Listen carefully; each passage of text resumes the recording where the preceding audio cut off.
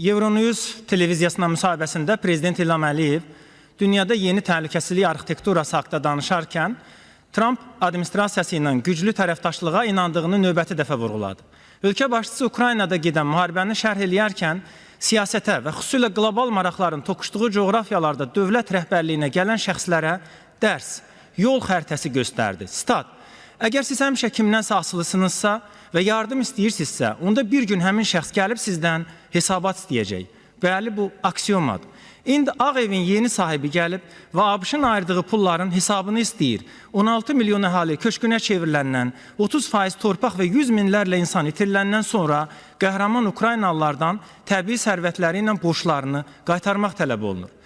Lakin 51 dövlətin Ukraynaya verdiyi yardımın 3/2 korrupsiya yolu ilə mənimsənilib. Qlobal Müharibə Partiyası bir xalqın qanı üzərindən 100 milyardları silib.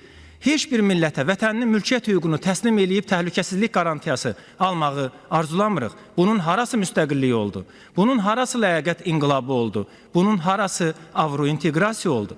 İllərdir dövlətimizə şər atanlar 94-cü ilin əsrin müqaviləsini, təhlükəsizlik zəmanəti olmadan atəşkəs razılaşmasını hazırki Ukrayna ilə müqayisə etsinlər. Görsünlər Ulu Öndər Heydər Əliyev məğlub cəbhə hakimiyyətini kapitulyasiyadan necə xilas edib qələbəmizin əsasını qoymuşdu.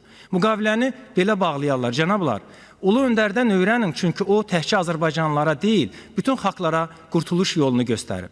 Uzun 10 illər ölkəmizin liderinin dediklərini indi Ağ Evdə təsdiqləyənlər Pegasus, Panama kimi küfür sənədlərini, landramat yayanları ifşa eləyirlər və dövlət başçımızın yalancı dördlük adlandırdığı New York Times və digər şər maşınının haradan idarə olunduğunu üzə çıxarırlar. Görün, Qarbaçovun Pravdası ilə Bidenin Washington Postu necə bir-birinə bənzəyir. İnanırıq ki, terror mediası Osman Qızı, Azad Söz və digər muzlu şəbəkə də məhv olacaqlar.